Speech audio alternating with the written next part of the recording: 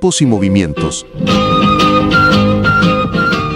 Programa radial del Sindicato Mixto de Trabajadores de Universidades Públicas Nacionales Intraunal. 25 años luchando por los derechos y reivindicaciones de los trabajadores de las universidades de Colombia. Porque mañana se abrirán las alamedas. Bienvenidos a un nuevo programa de Tiempos y Movimientos por nuestro canal de YouTube. Este es un programa realizado por trabajadores y trabajadoras agrupados en el Sindicato Mixto de Trabajadores de Universidades Públicas Intraunal. Y la intención de este programa, como siempre lo decimos, es romper ese cerco mediático, pero además ilustrar a quienes siguen este programa y nos siguen en nuestras redes sociales sobre los temas de interés nacional.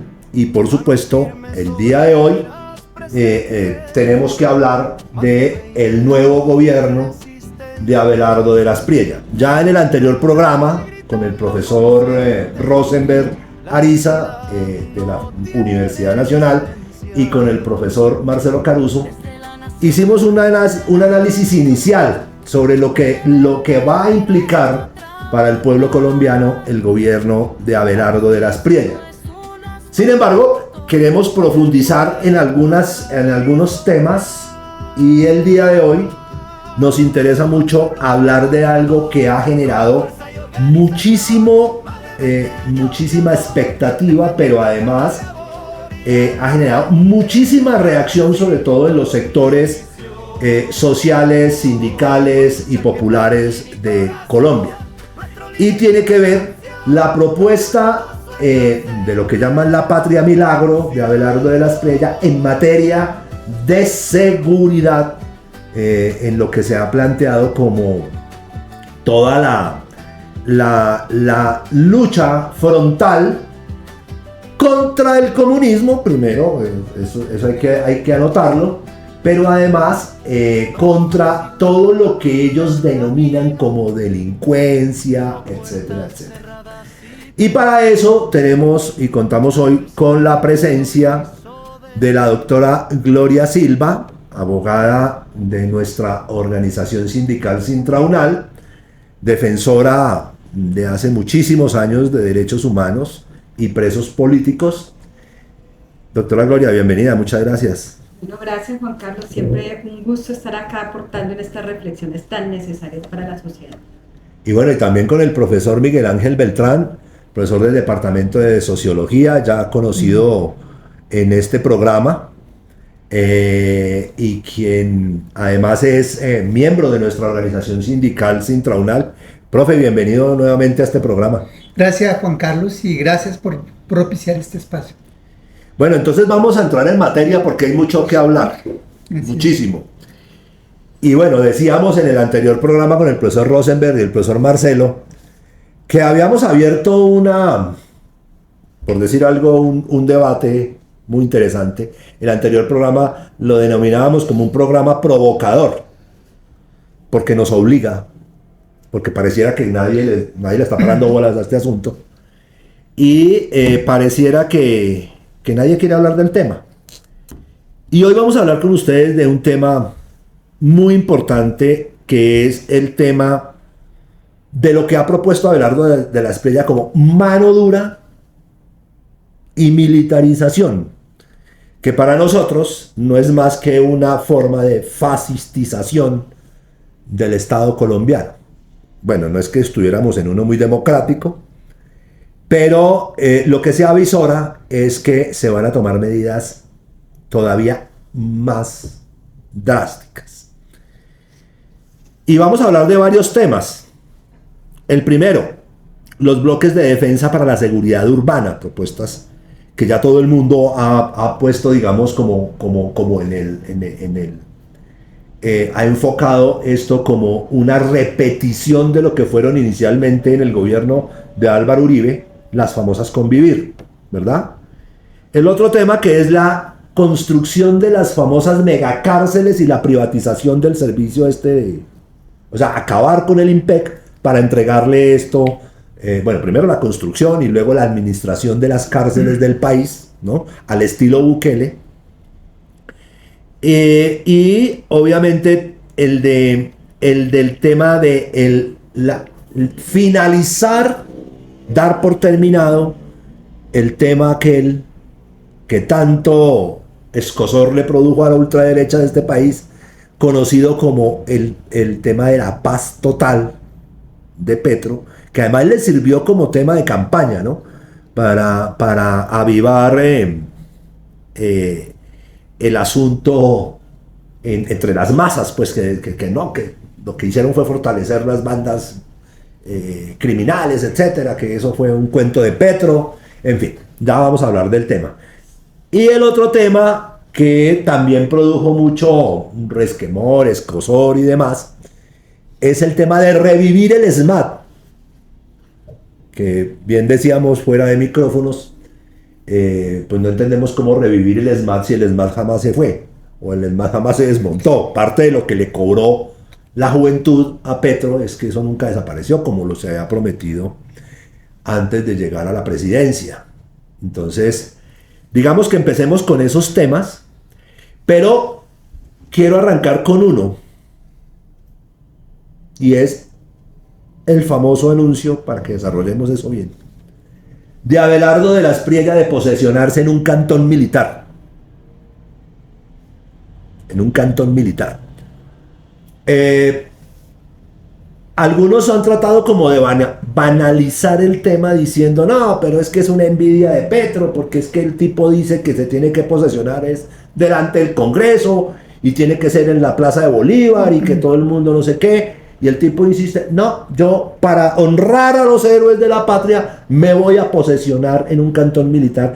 Pero lo que sí queda claro, y creo que así fue incluso parte del programa anterior acá, el profesor Rosenberg sí fue muy enfático en eso, de que eso no era tan simple, y que lo que intentaba Abelardo de la Espriella era enviar un mensaje claro al país. ¿Qué decir de eso, doctora Gloria y profesor Beltrán? Arranque, doctora.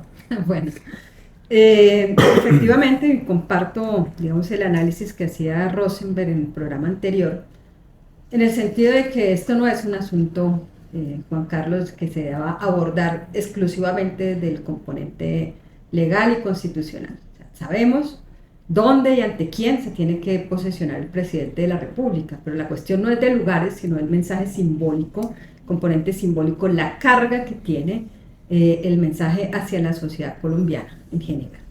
Primero, de militarizar la sociedad, no porque no esté militarizada, ¿sí? Por ejemplo, el Catatumbo, la sociedad del Catatumbo puede decir claramente que ha vivido la profundización de la militarización. O sea, de hecho, de una manera nunca antes vista en gobiernos anteriores, Petro militarizó el Catatumbo, ¿sí? Militarizó esa frontera, pero la cuestión es cómo militarizar la vida cotidiana de la población. Y cuando eso está mediado, el control social a través de las armas, pues eso en una historia de Colombia que ha sido caracterizada por graves violaciones a los derechos humanos contra sectores de la sociedad que se consideran opositores al poder hegemónico, pues eso ya tiene que transmitir un mensaje de alta preocupación, ¿sí? Y lo otro es el poder que se transmite, no solamente en lo simbólico, porque también detrás de esto viene un refortalecimiento de las estructuras militares. Entonces es fortalecimiento de la policía, que esto va acompañado no solamente a un cambio de nombre de lo que son las fuerzas de choque contra las manifestaciones o para atacarlas y ahogar la protesta de los sectores inconformes de la sociedad, ¿sí? Y eso ya también implica en unas fuerzas militares que han sido educadas, que no ha pasado, no ha sido una cuestión del pasado en la doctrina del enemigo interno, que se considera enemigo, o sectores que deben ser eliminados, pues aquellos críticos y críticas en distintos, digamos, espacios organizativos. ¿Qué decir, profe? No, pues totalmente de acuerdo. Los medios, escuchando uno las noticias, dicen, no, pero es un tema formal, si se... Es una tontería. Sí, ¿por qué entrar en esas minucias? Miremos qué es lo que se va a hacer y bueno, y minimizan el problema. pero obviamente en un país como Colombia eso tiene, y en cualquier otra parte, pero particularmente en Colombia tiene un significado, porque además niega una narrativa que han mantenido las élites en este país, de una democracia, de esa separación de las fuerzas militares como neutrales, que sabemos no es así, pero que ahora claramente queda muy demostrado ese vínculo y ese proyecto y esa apuesta por militarizar la sociedad. Entonces creo que hay que prestarle atención.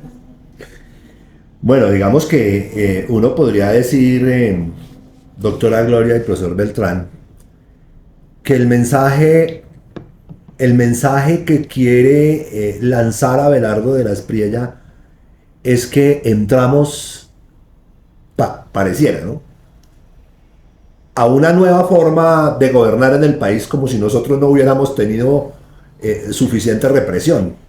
Es como decir, mire, ese respirito, entre comillas, porque ya lo decía usted, mire, Petro fue el que más militarizó el Catatumbo y otras regiones del país, pero se les acabó el respirito, ¿sí? Entonces, lo que viene es mano dura.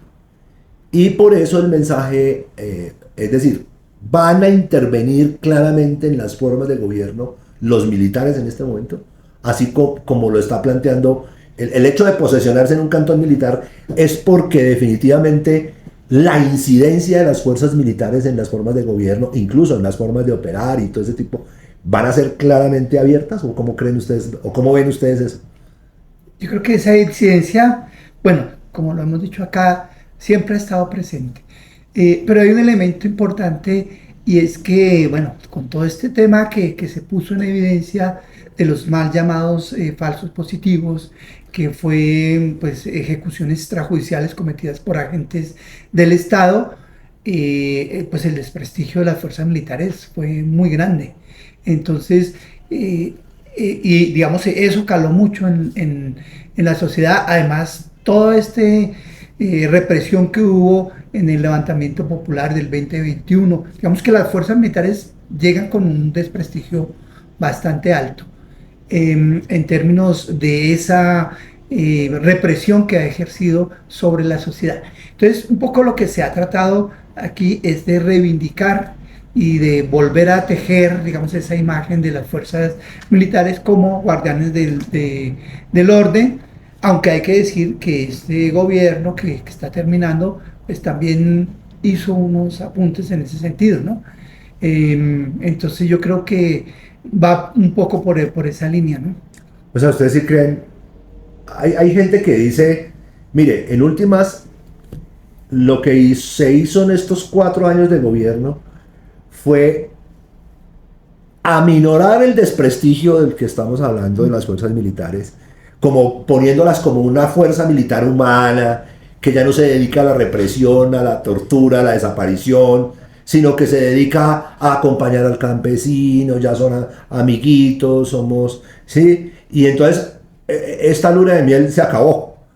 O sea, ¿ustedes sí creen que el gobierno de Petro en últimas terminó lavándole la cara a un montón de militares que venían violando los derechos humanos de manera sistemática? ¿O qué? Sí, no tanto a los individuos, sino a la institución misma, ¿sí? Porque a pesar de que se habla de que ha habido una depuración de las fuerzas militares y que muy seguramente lo que hizo fue remover algunos... o sea, no pasa más allá de remover algunos elementos. Que de la Espriella los va a revivir, ¿no? Exacto. Entonces lo que se hace a través de eso, que no es otra forma que tocar estructuras de poder dentro de las mismas fuerzas militares, es volver a retomar, ¿sí?, esa línea de militares que incluso durante el gobierno Petro venían reclamando, ¿sí?, que había una inseguridad boyante, que Petro le quitó la confianza a las fuerzas militares, cuando al contrario... Que estaban desmoralizadas, decía la ultraderecha. Desmoralizadas, ¿no? Y efectivamente lo que vamos a ver era qué significaba, cuál era el contenido de esa desmoralización de las fuerzas militares, que supuestamente no se podían mover en el territorio, y que lo que vimos es que eso fue completamente falso. Yo vuelvo e insisto, en los territorios las fuerzas militares siguieron haciendo presencia, no una presencia de amiguis, a pesar de que lo que se mostraba públicamente era esas fuerzas militares humanas, cercanas a la población, pero que nunca desinstalaron de ahí la lógica del enemigo que existe y que va a seguir existiendo. O sea, lo que yo creo que se hace es recrudecer como esos componentes y esas prácticas de las fuerzas militares que más abiertamente, más descaradamente asumen y tratan a la población campesina, principalmente a la población o a los sectores populares y más aún a aquellos sectores populares que están organizados como enemigos. Entonces yo creo que eso es lo que va a cambiar, lo que va a profundizarse y lo que va compasado también con algo que usted planteaba, Juan Carlos, y que vamos a abordar más adelante, con otras formas represivas. Entonces lo que se hace es poner mano dura, o qué significa, en palabras castizas y a partir de la historia de la represión en Colombia, hablar de mano dura, ¿sí? En términos de la militarización. Entonces fortalecer esos componentes, esa doctrina, instalar, darle moral, reavivar, si se quiere, eso que venían reclamando algunos veteranos de guerra como este señor Jorge Castillo, ¿sí? Que ya no se le daba valor a aquellos patriotas que han dado la vida por Colombia, sino también empezar a fortalecer aquellas otras estructuras no civiles, si se quiere, ilegales, fortalecerlas para reprimir y cometer aquellos actos que seguramente a las fuerzas militares les queda difícil. Es aprender de todo el periodo represivo. Seguramente ya no va a haber ejecuciones extrajudiciales tan descaradas como antes, ¿sí? Seguramente se van a revivir esas fuerzas. Van a tecnificar la muerte. Exactamente, o sea, lo que van la a hacer represión. Es refinar, ¿sí? Dividir esas estructuras de control social y vigilancia, ¿sí? Y de represión, de cómo asesinar. Hay personas que dicen, profesor Miguel Ángel, compañera Gloria, que Abelardo de las Priella va a tener un serio problema al interior de las fuerzas militares, porque sí hay militares al interior de esas fuerzas que han encontrado que en el gobierno de Petro de alguna manera tuvieron algo de tranquilidad, y que habrá gente que no está dispuesta a volver a las prácticas de guerra abierta, y que eso va a generar ciertas contradicciones al interior de las Fuerzas Armadas. ¿Ustedes sí creen que eso puede pasar? Yo no creo.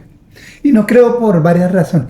Una fundamental es que estas fuerzas militares han estado orientadas por doctrina de la seguridad nacional. Y esa doctrina... Y del enemigo interno. Del enemigo interno, todo lo que está asociado a ello. Y han sido formados en esa línea, ¿no? Digamos, claro, toda institución es un campo de luchas y de fuerzas, pero claramente en el caso de las fuerzas militares yo siento que hay una cohesión muy fuerte, bueno, con actos de corrupción, esto del anillo, recuerden lo de Palomino, o sea, personajes también bastante oscuros que digamos, más allá de que manchen la institución, lo que hacen es reafirmar lo que ha sido esa institución. Pero esa idea que de pronto en algún momento incluso la tuvo el M-19, de que había sectores de las fuerzas militares que eran progresistas. Sectores democráticos de las Fuerzas Armadas. Sí. ¿No? En este militares país, patriotas le llamaban ellos. Exactamente. Y nunca lo hemos visto. Aquí lo que hemos visto es una unidad de mando, de pronto figuras individuales que han tenido... No, pues alcanzaron a llamar a Matallana como un general patriota, Matallana, y Matallana tiraba a gente viva desde los helicópteros, ¿no? Y a Matallana le decían matallaneros porque él sí. Represores allá en el llano, en el Tolima, bueno, todo eso. Lo que pasa es que llegan como a cierta etapa que quieren cambiar, lavar su imagen, como el general Naranjo, que aparece hoy como un personaje de esto. Un santo varón. Un santo dictando conferencia aquí en la Universidad Nacional, todo ello. Pero para mí, desde mi perspectiva, no veo esas contradicciones. ¿Usted sí lo cree posible, doctora? No, por supuesto no, y eso, digamos, no estamos inventándonos, simplemente hay que hacer un análisis, por ejemplo, de lo que ocurrió con las ejecuciones extrajudiciales. ¿Y qué fue lo que vimos? O sea, militares desde la base hasta la cúpula.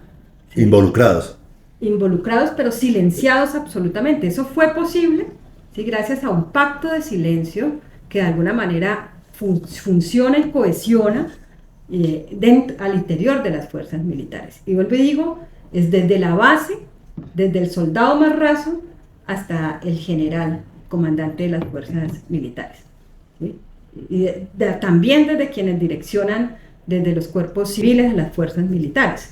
Entonces, ¿qué es lo que estamos...? O por ejemplo, ¿cómo funcionó el paramilitarismo? ¿Cómo fue posible que a nivel nacional funcionara el paramilitarismo, ¿sí? Cuando era una cuestión absolutamente notoria para cualquier militar? Y vuelvo, insisto, desde la base hasta la cúpula, ¿sí? Si eso no fue denunciado, si ese silencio no se rompió, a pesar de que muy seguramente podía éticamente interpelar a algunos individuos de esas fuerzas militares, pues no se hizo. Pero lo curioso de eso es que esa connivencia entre militares y paramilitares siempre la negaron. Y hoy, a propósito de esas audiencias de la JEP, donde la gente reconoce sus crímenes y demás, era claro, ya quedó claro para todo el país y para el mundo, que en efecto las fuerzas militares de Colombia operaban con los paramilitares. Exacto, pero hubo una naturalización de eso. Del evento. ¿Sí? Existe una naturalización de que las fuerzas militares representan y defienden el orden establecido, que no necesariamente es el orden que se busca desde los sectores populares, por ejemplo, ¿sí?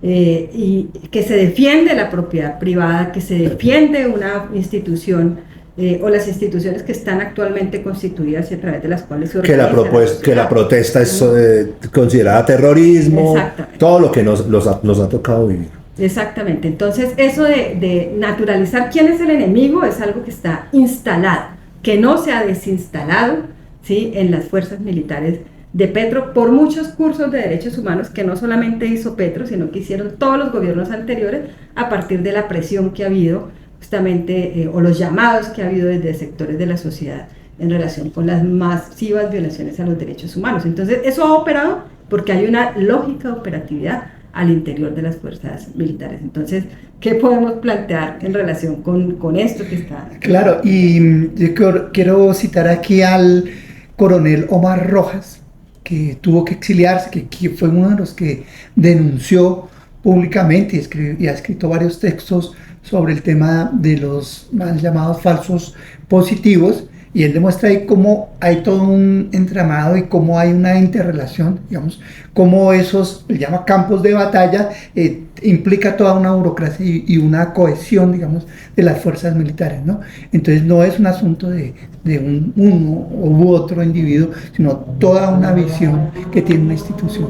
Sí, y efectivamente esos coroneles, como el coronel Rojas, pues son elementos aislados, ¿sí? O sea, que más bien como exóticos, ¿no? Bastante exóticos.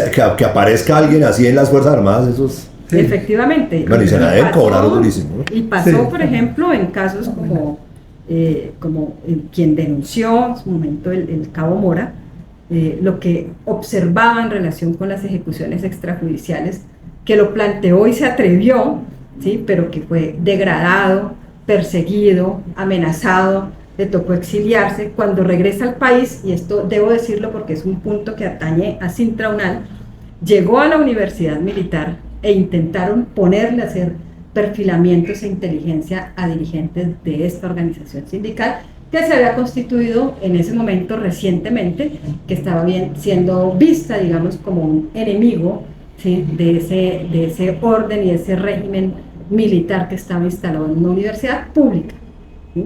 Entonces no es algo tan lejano. Lo que voy son elementos exóticos, son por supuesto que son perseguidos, ¿sí? Pero recordemos también qué pasó con el hijo de este señor Raúl Carvajal, que estuvo todo el tiempo ahí en la séptima denunciando cómo fue su hijo. Que además muere y jamás supo qué pasó con su hijo. Sí, pero se quedó sin saber y nadie le dio respuestas, ¿no? Pero su hijo había denunciado, intentaba denunciar, se había opuesto a esto. ¿Y qué pasó? Casualmente muere en combate, ¿sí? De una unidad militar que, entre otras cosas, en ese momento era comandada por quien posteriormente en norte de Santander fue uno de los pioneros o de los que masificó todo esto de las ejecuciones extrajudiciales contra campesinos, que fue condenado incluso por uno de los casos de Soacha.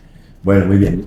Ojalá le mataran un hijo a usted para que usted supiera lo que duele la muerte de un hijo, cuando un hijo es bueno. Pero ustedes son unos asesinos, porque si ustedes no tuvieran que ver con el asesinato de mi hijo, esto hubiera pasado. Ustedes hubieran dejado que se investigara, y yo personalmente a usted le entregué una carta en la finca Lubérrimo. Bueno, doctora Gloria y profesor Miguel Ángel, nosotros hemos tenido que ver por estos días, bueno, acá hace un ratico, la proliferación de grupos como de justicia privada, ¿no?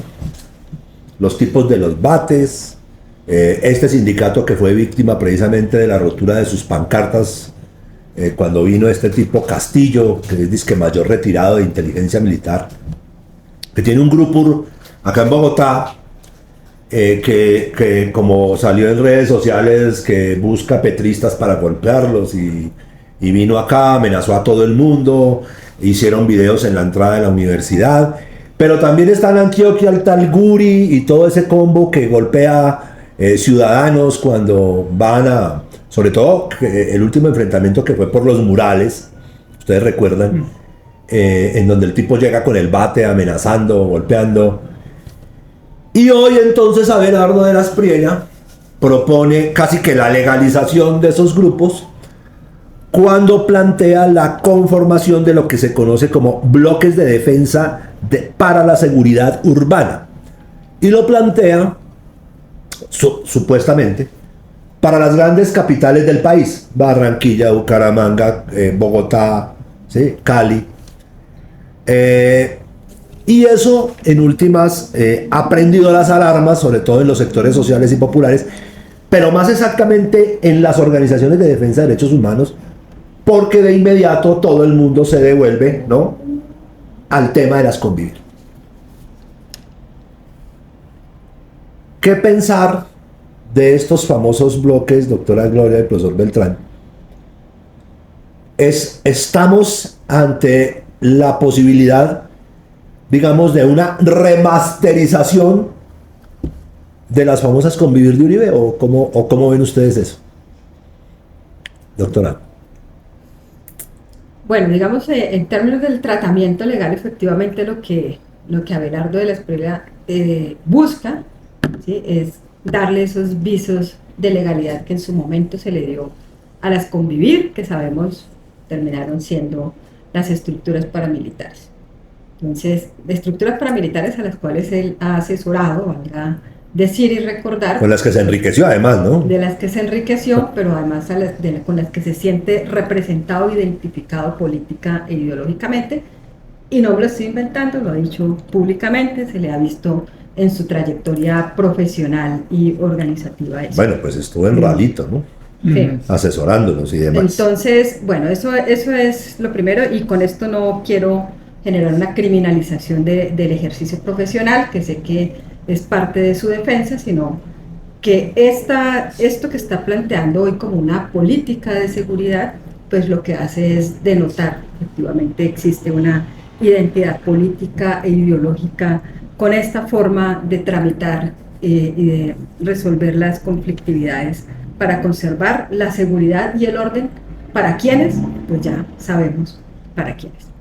Entonces, dos, siento que, y aunque falta de todas maneras mirar cómo evoluciona esto en la sociedad colombiana, o sea, no podemos identificar a partir del análisis de la realidad de cómo han venido operando y cómo operar las estructuras paramilitares, incluso en sus inicios, no podemos decir que se trata de exactamente lo mismo, ¿sí? Porque hay unas particularidades que me parece importante poder destacar acá a partir de eso que usted planteaba. Entonces, ¿qué se está promoviendo? Pues un discurso, ¿sí?, en el que se refuerzan esas alteridades o otredades negativas alrededor de el comunismo, de la lucha anticomunista, de cuáles son esos sectores que son enemigas de la sociedad, a las que hay que eliminar, ¿sí?, y que, entre otras cosas, pues han sido justamente esos sectores que se han considerado enemigos los que han sido victimizados, o más bien sujetos de una política de eliminación de grupos, no solamente de individuos. Esto no lo podemos ver desde una perspectiva de sumar víctimas. Dos, ese enemigo que se hace difuso. ¿Sí? Entonces, alrededor del comunismo, o alrededor de lo que ellos llaman el petrismo, alrededor de lo que consideran las primeras líneas del terrorismo, de los vándalos, etcétera, ¿sí? Se agrupa, o en última instancia lo que hacen es ubicar a cualquier sector que no comparta su perspectiva, su concepción política e ideológica, ¿sí? Entonces, incluso a que a futuro pueda llegar a oponerse. Entonces, y a partir de un discurso, si se quiere, también higienista. Entonces, estos son los malos, los que hay que eliminar, los que causan daño.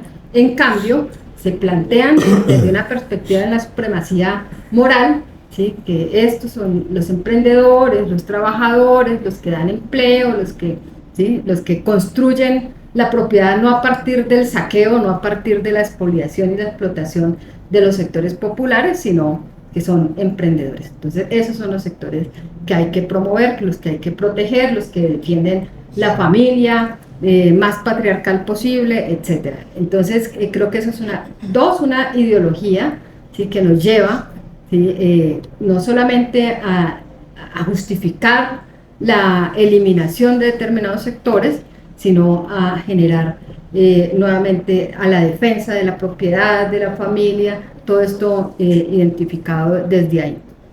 Hay otro punto que tiene que ver con la movilización reaccionaria de la sociedad. Entonces ya no es una incorporación, ¿sí? de militares o paramilitares a unas fuerzas, a una base, ¿sí? Que se entrenan, sino a movilizar sectores de vecinos, vecinas, amigos y amigas, otrora, ¿sí? Alrededor de o en contra de eso que se considera un problema para la seguridad, comillas, ciudadana, que no es un problema de seguridad ciudadana, o son concepciones completamente distintas a las que podemos tener según los sectores de clase donde nos ubiquemos, según los sectores de pensamiento donde nos ubiquemos. Entonces yo creo que ese elemento, ¿sí? De la masificación de un discurso de odio para movilizar sectores comunes como nosotros y nosotras, ¿sí? En contra de quien reclama los derechos, o sea, incluso movilizados a partir de una organización sindical como Sintraunal, ¿sí? Que me parece a mí problemático, y es porque, y lo planteo es porque ese es uno de los centros.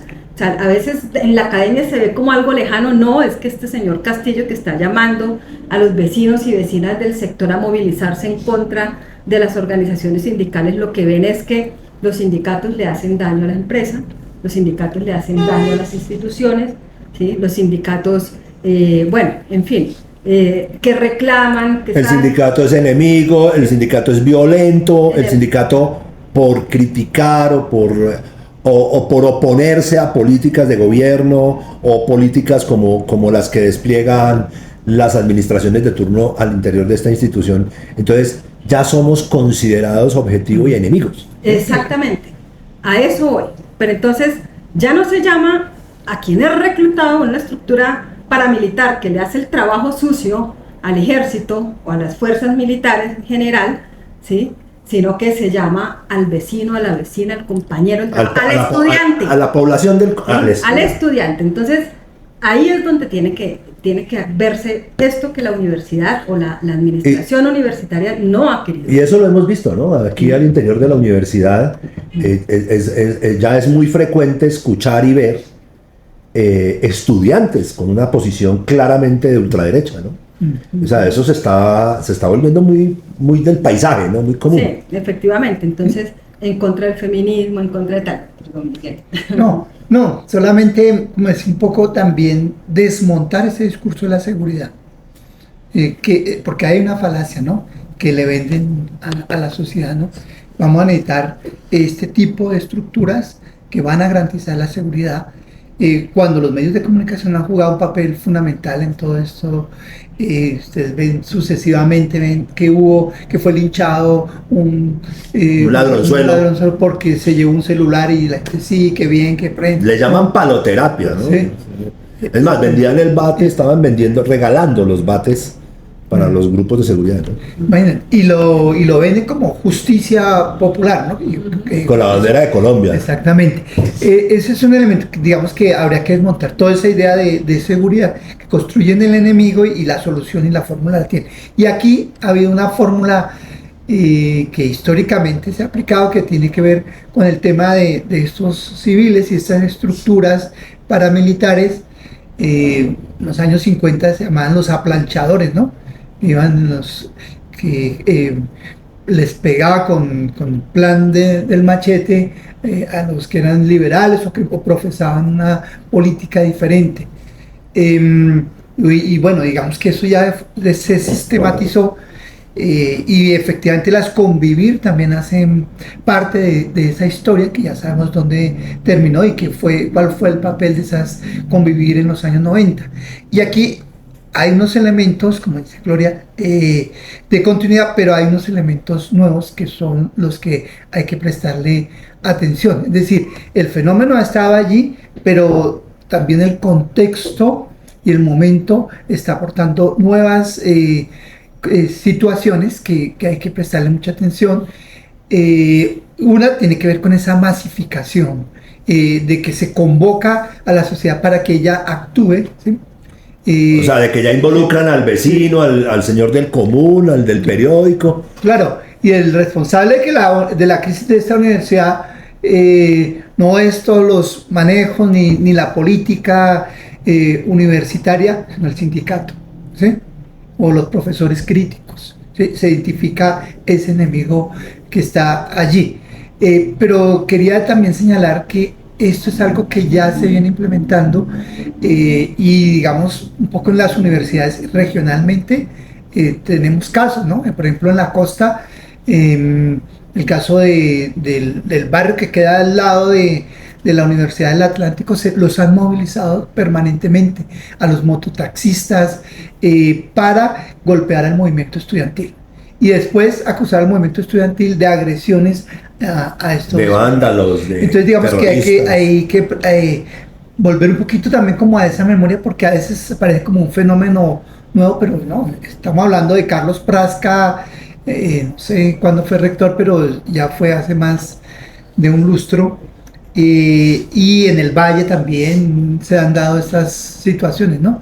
Estos civiles. Para esos bloques se plantea como no revivir la palabra, digamos, el reclutamiento nuevamente de, ¿cómo les llaman a ellos? Veteranos y personal retirado de las Fuerzas Armadas. Y reservistas, ¿no? Que como bien se dice en muchos sectores, el que es policía o militar nunca se retira.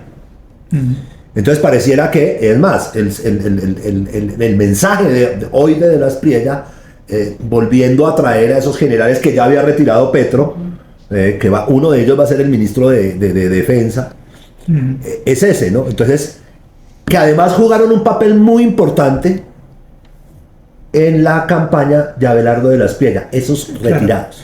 Claro, pero además que esos veteranos ya han funcionado como mercenarios, ¿no? Colombia es un exportador de mercenarios que han estado en la guerra de Ucrania, que han estado en Centroamérica, que han estado jugando un papel, ahora los quieren emplear acá, porque claro, el acuerdo de paz, si algo hizo fue como desactivar ese enfrentamiento y quedó mucha gente desempleada que estaba enfocada completamente para el tema de la guerra, combatir a la guerrilla. Hoy ya se quiere distribuir y que jueguen un papel importante allí, ¿no?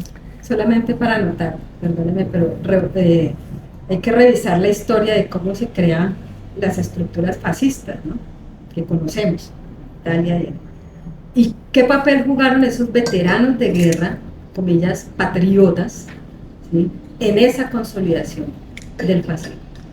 Entonces, acá la historia tiene que servirnos justamente para mirar cómo se repiten, se reencauchan de alguna manera, como esos sectores reaccionarios que están dispuestos a lo que sea, ¿sí?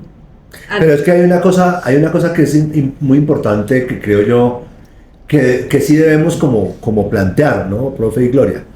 Y es que, a ver, son tan fuertes las medidas de choque a nivel social, de pérdida de derechos, a nivel económico, que ellos son conocedores de que va a haber resistencia. Va a haber protesta, resistencia, Y pareciera que todo esto que se está mencionando y que se está anunciando tiene que ver con una preparación, pareciera, una preparación del Estado colombiano para la represión de lo que saben se va a venir. ¿O ustedes qué piensan? Sí, claramente. Sí. Pero nada más el hecho de los anuncios, como planteamos también hace un rato, ¿sí? ya implica un miedo, ¿sí? Implica transmitir un mensaje de miren lo que les espera, ¿sí? Entonces yo creo que ya eso es... Porque en ese tema entonces entramos al otro. Lo que hablábamos hace un instante. Revivir el SMAT. Se acabó esa vagabundería de lo que llaman un demo. Un demo. O no sé qué cosas. Unidad de- Que es la misma vaina, ¿no? Que a mí me parece, a mí la verdad toda la vida me produjo risa. Porque decían que no, que lo que pasa es que el Undemo es para dialogar, ¿no? Pero y entonces uno lo que veía es gente golpeada igual. Entonces, ¿qué se piensa con esto de revivir el ESMAD? ¿En serio lo están reviviendo o de qué se trata este asunto? No, yo pienso que el SPAD nunca se fue, ¿no? Y yo creo Nunca que desapareció, ¿no? es que mira, volvamos a los acuerdos de paz. Hubo unas líneas rojas y aquí en todos los acuerdos de paz siempre ha habido un tema. Bueno, ha habido varios, pero uno de ellos fundamentales ha sido las fuerzas militares. Las fuerzas militares no se tocan, ¿sí? Y este gobierno que termina también hizo, digamos, otros manejos, pero fundamentalmente esa estructura se mantuvo y fundamentalmente el ESMAD, ¿no? Le cambió el nombre y ahora pues va a cumplir una función y creo que ha sido como una situación repetitiva, ¿no? Recordemos que en nuestra época era la fuerza disponible, después la caballería, siempre hay una estructura porque la lógica es la misma. Hay unos sectores que no, que digamos que protestan, que no se dejan, digamos, someter a todas estas situaciones y entonces pues ahí está la medida. Entonces yo creo que el SMAT no es que se vuelva, sino que va a aparecer nunca ahora, desapareció. Sí, exacto. Sí, va a doctora. aparecer como ¿O qué ha piensa sido usted? Sí, exacto, no, nunca se fue, nunca desapareció. O sea, sobre todo por lo que hemos venido hablando, o sea, tampoco se ha desinstalado la lógica del enemigo dentro de la misma policía y estos grupos de choque que, pues que conocemos han operado y siguen operando como se ha documentado, por ejemplo, en los últimos hechos de la Universidad Pedagógica Nacional, ¿sí? En la misma lógica del enemigo, esos espacios o escenarios de diálogo resultan infructuosos, ¿sí? Cuando los gobernantes, que son los encargados de dar las órdenes, pues están instalando un discurso de estigmatización contra la comunidad estudiantil, contra la comunidad que se moviliza. Pero yo creo que es también es prácticamente una guerra contra los jóvenes. Es decir, ellos fíjense que permanentemente se la pasan diciendo es que las primeras líneas, ya lo decía usted, las primeras líneas se les volvieron el temita recurrente, ¿no? No, es que si hablamos de desobediencia civil estamos hablando de primeras líneas y es como el coco para toda esa oligarquía, esa oligarquía de ultraderecha que hoy ya está en el gobierno. Entonces vamos a controlar esas primeras líneas, las primeras líneas hay que acabarlas. Entonces hay que revivir esas formas de represión que como si, en serio, como si alguna vez se hubieran ido. Y no hay tal, o sea, no es cierto que se haya dejado de reprimir la protesta social en algún momento. No, la criminalización ha continuado. Pues la mejor prueba es que los jóvenes que estuvieron en el levantamiento popular siguen en las cárceles, a pesar de que acusados de terrorismo. De terrorismo, de tortura, de delitos con condenas de más de 20 años, a pesar de que ese gobierno prometió que iban a salir. Porque esa es otra cosa, doctora Gloria. Bueno, y yo no entraría tanto como a hablar de eso, del principio de distinción, aunque debería hacerlo, pero algo que ha caracterizado a las fuerzas militares en este país y a los gobiernos de este país es que a la protesta social se le da tratamiento militar. O sea, no se considera protesta civil, sino que es terrorismo y como tal se trata. A eso tiene que ver con lo de la condena de estos muchachos. ¿Sí? ¿O qué piensan ustedes? De todas formas, yo sí pienso que Petro en el discurso tuvo un discurso diferente.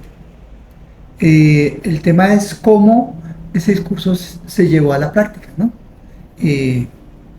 Concretamente, por ejemplo, el tema de humanizar las cárceles, ¿no? Pues no se avanzó. El tipo intentó supuestamente, digamos que indultar a estos muchachos y esto, pero... Sí, o sea, frente a algunos sectores tenía un discurso diferente, pero yo sí debo plantearlo, o sea, a pesar de que también a quienes planteamos posturas críticas del gobierno Petro nos han caído encima a decir que le hacemos el favor a la ultraderecha y a las posturas regresivas. También debo decir que el gobierno de Petro reprodujo la estigmatización, ¿sí? Por ejemplo, cuando planteó en un Consejo de Ministros televisado, ¿sí?, que las organizaciones sociales campesinas del Catatumbo estaban cooptadas por las armas. ¿Qué significa eso? En un contexto en el que además ordenó militarizar, y yo insisto, ¿sí?, a la población, en el que además esa persona que pone a comandar esas fuerzas militares que estaban en el territorio decían que era que el ELN se escondía en las casas de los campesinos, ¿sí?, etcétera, etcétera. Cuando, por ejemplo, acá estamos hablando del hecho que convoca el sindicato, pero que iba más allá, porque lo que estaba ocurriendo en ese momento en el campus de la universidad, ¿sí?, era la visita, la toma, la presencia del Congreso de los Pueblos. Del Congreso de los Pueblos, de organizaciones indígenas, campesinas, dentro del campus universitario, lo cual académicos connotados de esta universidad decían que ellos tenían que estar allá en sus tierras y no venir a visitar acá, o sea, nuestro espacio, nuestro que llegaron territorio, armados, que se tomaron con una toma violenta. Sí, o sea, todo un discurso de odio, de discriminación, de odio, etcétera, defendido por connotados académicos, representantes de los profesores, ¿sí?, en fin, o sea, y algunos sectores del estudiante. Entonces, eso acompañado también de estigmatización que estaba planteándose desde el gobierno nacional, y a pesar de los llamados, incluso de la Defensoría del Pueblo, a desestigmatizar, ¿sí?, a retractarse de ese tipo de señalamientos, de decir que las organizaciones sociales y todo aquel que se moviliza y protesta es de la insurgencia, el mismo discurso, la misma lógica que ya venía reproduciéndose, fue reproducida por el gobierno de Petro. Entonces... Bueno, y vamos a pasar al último tema, que me parece a mí muy importante porque fue uno de los más anunciados por Abelardo de la Espriella.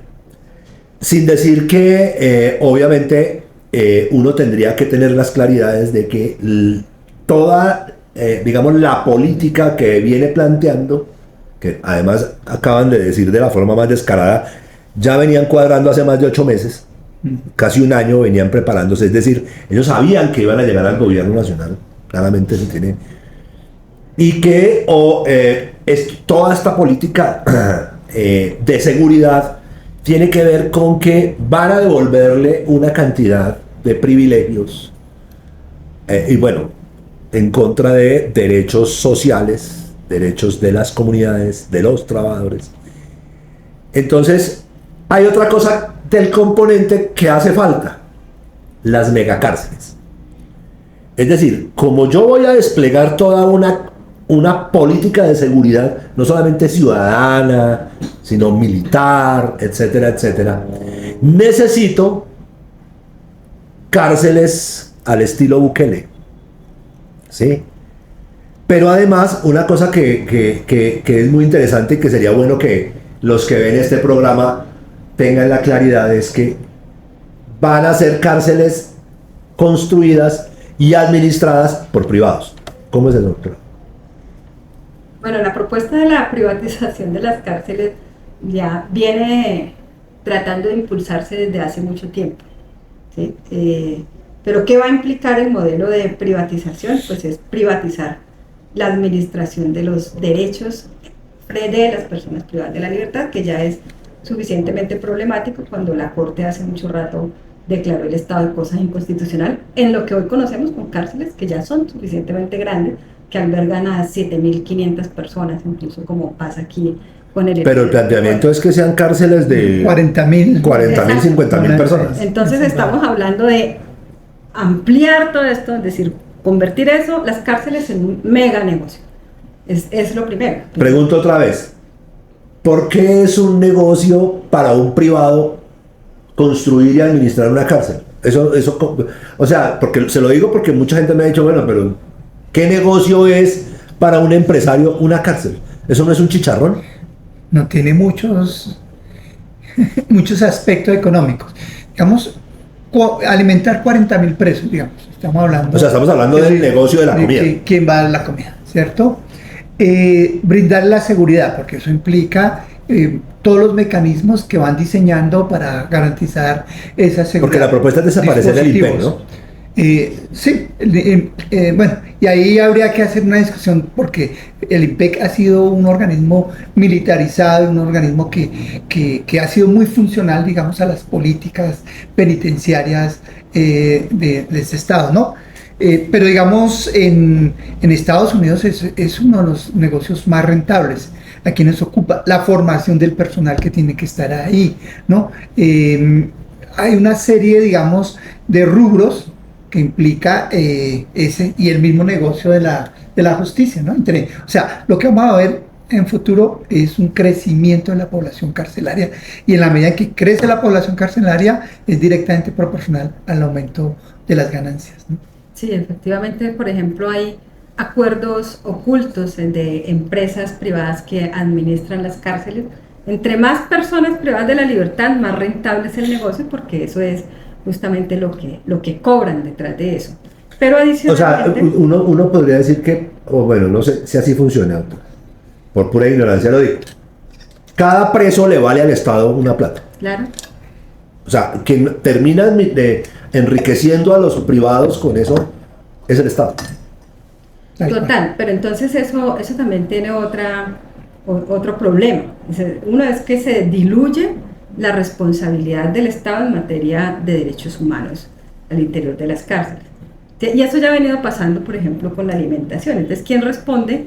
¿Sí? O sea, ¿qué privado responde disciplinaria y penalmente por entregar sistemáticamente comida podrida, ¿sí? Que genera un problema pues adicional de salud, en la dignidad de las personas privadas de la libertad? Pero hoy ampliémoslo a lo que hace y está a cargo del INPEC, que será entregado a manos de privadas, ¿sí? Cuando se tortura, por ejemplo, cuando se impone un régimen de aislamiento prolongado, cuando se generan toda una serie de prácticas represivas al interior de las prisiones, no hay ¿quién va a responder? responda. Entonces el Estado le traslada una responsabilidad que debe ser, ¿sí?, claramente de funcionarios estatales que tienen mayor control, mayor vigilancia, etcétera, ¿sí? Pero que no hay forma de ser responsable. Entonces se vuelven menos efectivos, o sea, más inefectivos más bien, ¿sí? La gente aplaude mucho las megacárceles de Bukele. Precisamente sí, y quería referirme a eso. Uno habla con cualquier persona y te dice, no, está bien, las megacárceles, que vayan allá los corruptos, los delincuentes, y que miren que en Salvador se logró acabar con las maras y que era imposible, bueno, todo eso. Entonces yo creo que es importante partir de una evaluación de lo que ha sido el modelo Bukele. Entonces ahí empieza uno a encontrar. Primero, Bukele negoció con las maras, con los jefes de las maras, y digamos la base, que ya sabemos que esto es un problema socioeconómico de quién se vincula a estas pandillas, a estas organizaciones. Esos son los que están, digamos, privados de la libertad en una porción, digamos, referente a las maras. Pero los grandes capos, digamos, ellos negociaron también y ayudaron, digamos, también a desarticular esas maras. Eso por un lado. Segundo, en las estadísticas de homicidios que bajaron, porque Salvador tenía un homicidio, no registran los más de 600 muertos que ha habido dentro de prisión. O sea, eso no cuentan, no es estadística. Pero que además hablábamos también de que hay un elevado porcentaje de los que están recluidos que son inocentes. Claro, se han detenido más de 80.000 personas en 3 años y además esto ha funcionado, y esto es importante también subrayarlo, bajo un régimen de excepcionalidad. ¿Sí? ¿Qué quiere decir eso? Eso quiere decir que el régimen de excepcionalidad, que aquí podría equipararse a una conmoción interior, es que se suspenden esas garantías constitucionales y entonces queda vía libre para legitimar esas vulneraciones a los derechos O sea, humanos. ¿legalmente se podría hacer eso en Colombia? Uno podría decir que Abelardo de la Espriella podría generar el hecho del estado de conmoción y emitir una Pero serie Uribe de decretos. Uribe lo hizo en las regiones. Entonces, fue a las regiones y focalizó, digamos, el tema de seguridad en esas regiones, y así lo fue. Eso fue una de las primeras medidas. Y muy seguramente yo creo que Abelardo va a declarar conmoción interior en algunas zonas, no en todo el país, pero sí en algunas zonas, y empezar a actuar a partir de eso, porque eso es lo que le permite. Recordemos, hablábamos hace un rato del Estatuto de Seguridad. El Estatuto de Seguridad fue posible porque había un estado de sitio. Cuando cae el estado de sitio, cae el Estatuto de Seguridad. Pero, digamos, en esta régimen que la élite se ha ufanado de ser la democracia, digamos que lo interesante de ver acá es que cómo se ha desmoronado todo ese discurso, que siempre hemos sabido que no es cierto, pero ya es más difícil sustentarlo con esas medidas que se están aplicando. Sí, además que esto en un contexto en el que a nivel mundial, empezando por Trump, el derecho internacional de los derechos humanos, así como el derecho internacional humanitario, murió. Lo asesinaron. Estamos asistiendo todos los días, cada vez con mayor fuerza, a la sepultura del derecho internacional, como lo conocemos.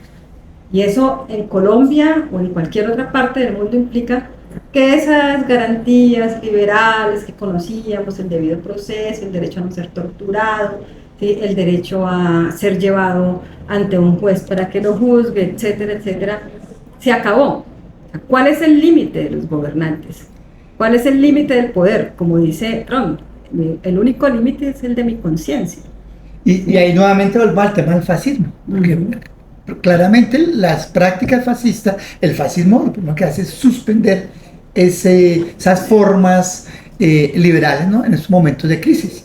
Y sabemos que el capitalismo está en crisis y que estas salidas que está haciendo Trump y todas estas medidas van es como subsanamos y eso implica correlativamente unos ajustes en todo el tema legal, jurídico, de desaparecer esas. Es que a propósito de todo este asunto, y lo hablábamos hace un instante, la gente termina aplaudiendo estas medidas y que le sirvieron además como campaña, porque posiciona el discurso de que yo sí voy a ponerle orden al país, y entra entonces en este tema que es acabar lo que conocemos como la paz total de Petro, ¿sí?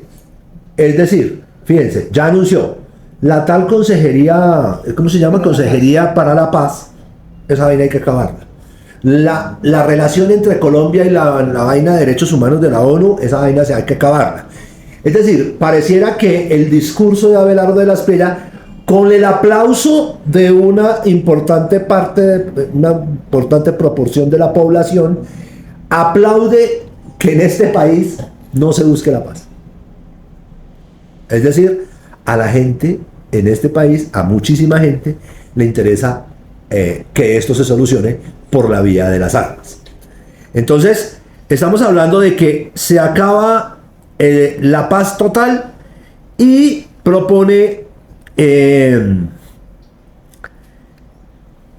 recortar todo lo que tiene que ver, el presupuesto de la JEP, que hace parte de los acuerdos de paz con las FARC.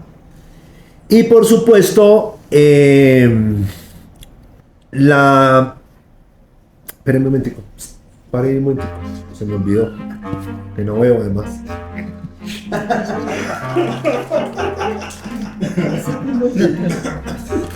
Esto de la Jurisdicción Especial para la Paz.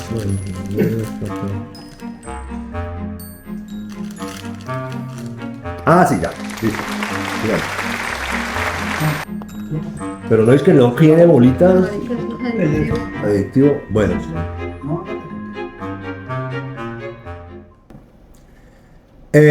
Y sobre todo, no más diálogos de paz con guerrillas y lo que ellos llaman, ¿cómo se llaman? Estructuras delincuenciales que operan en el país. Los GAOs. Sí. Y acaba de anunciar que tiene un mes todo el mundo para someterse. No hay diálogo de paz, no hay diálogo con nadie, solo va a haber política de sometimiento. Es decir, Abelardo de la Espriella con un solo anuncio acabó el conflicto armado en Colombia. ¿Qué piensan ustedes? Es como repetir la historia, ¿no? Es decir, aquí muchos presidentes han llegado con ese discurso, ¿no? ¿Es nuevo o no es nuevo? No tiene nada de nuevo en ese sentido. Uribe, ¿no?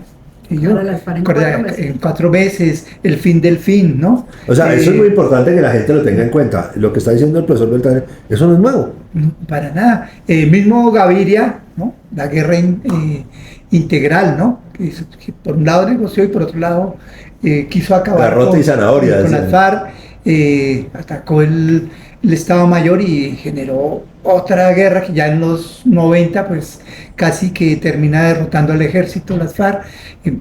Y digamos, lo que hemos visto acá es esos ciclos y esos discursos, lo que sí van a traer es más muertos, más vulneración de derechos humanos. Eso es lo que es el dolor para muchos de nosotros y nosotras, es sentir que esos discursos que se dicen muy fácilmente, saben que en este país pueden generar muchos más muertos de los que ya tenemos. Doctora. No, sí, o sea, yo no tengo mucho más que adicionar a lo que acaba de plantear Miguel Ángel, o sea, no porque no sea crítica de la política de paz total y la forma como fue implementada, ¿sí? O sea, porque sí siento que sí es un debate necesario que tenemos que realizar, no desde las élites, sino desde el movimiento social y popular, en términos de cómo caracterizamos el conflicto armado, ¿sí? Y cómo caracterizamos el proceso genocida que se ha venido desarrollando y que no ha parado en Colombia, lo que ha implicado la JEP para las víctimas, lo que ha implicado la JEP para las FARC. Todo eso son cuestiones que es necesario analizarlas. Por supuesto que Abelardo de la Espriella representa una postura afín, ¿sí?, a todas esas élites que han gobernado este país y que tienen muchas razones para oponerse, digamos, a la implementación de los acuerdos de La Habana.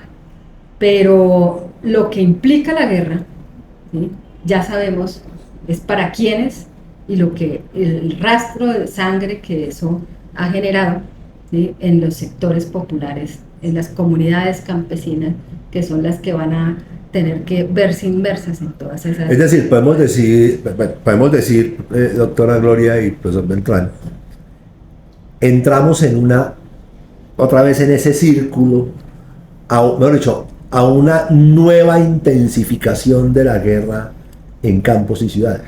O sea, nos sometieron nuevamente a la guerra. Esa es la apuesta, digamos, que tiene claramente este gobierno, pero, digamos, con una situación nueva. Hay un contexto internacional, digamos, que manda para la guerra, que propicia y que hace favorable eso. Pero también, y creo que eso es parte del balance que plantea Gloria, hay una despolitización del conflicto. Y esa parte me preocupa un poco, en cuanto, pues, que este gobierno hizo muy poco y hizo mucho más bien en meter en un mismo saco organizaciones insurgentes como el ELN, organizaciones delincuenciales, paramilitares, y creo que el mismo costal, ¿no? Hoy sí, exactamente. Y hoy la gente tiene menos orientación frente a eso, ¿no? Entonces piensa que, por ejemplo, el hecho de haber interpuesto de la Corte Internacional una denuncia por genocidio a las disidencias de las FARC, eso genera una confusión muy grande entre muchos que no saben, que creen que es lo mismo. Y efectivamente creo que desde la izquierda necesitamos hacer un proceso nuevamente de formación y de hacer estos debates claramente, digamos, sin tapujos y sin miedos, porque creo que lo peor que nos puede pasar en este momento es guardar silencio. Y yo quiero adicionar una cosa. Primero es que la guerra no ha acabado, ¿no? No. O sea, porque también se ha vendido ese cuento de que después de que del proceso de La Habana pues se acabó el conflicto, y eso no es cierto. Entonces eso es adicional a lo que ya estoy diciendo, pero es cómo se hace la guerra hoy en un mundo y con sectores del bloque dominante que están diciendo que el derecho internacional y que todas estas reglas que de alguna forma regulaban los derechos humanos y el derecho internacional humanitario no existen.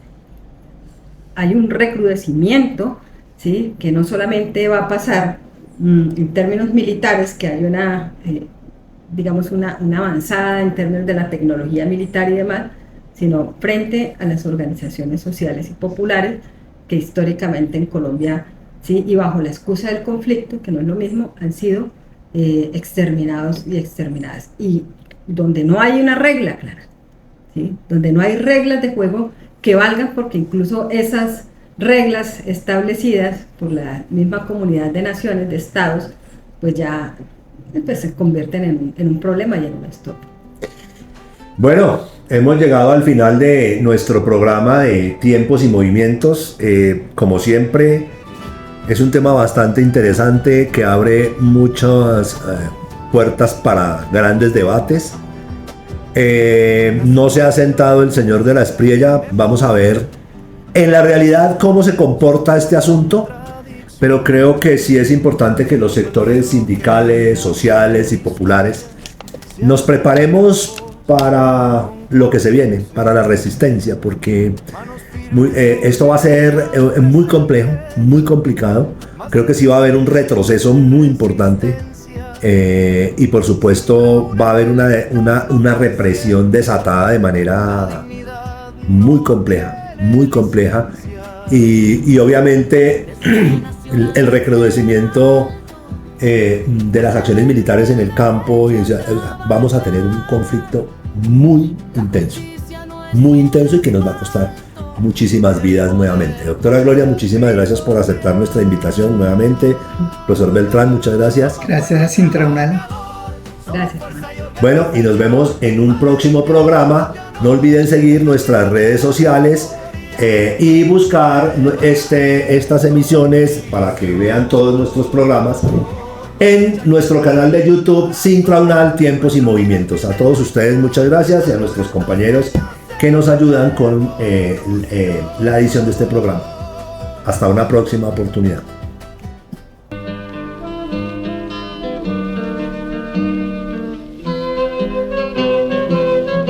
Tiempos y Movimientos. Programa radial del Sindicato Mixto de Trabajadores de Universidades Públicas Nacionales Sintraunal. 25 años luchando por los derechos y reivindicaciones de los trabajadores de las universidades de Colombia. Porque mañana se abrirán las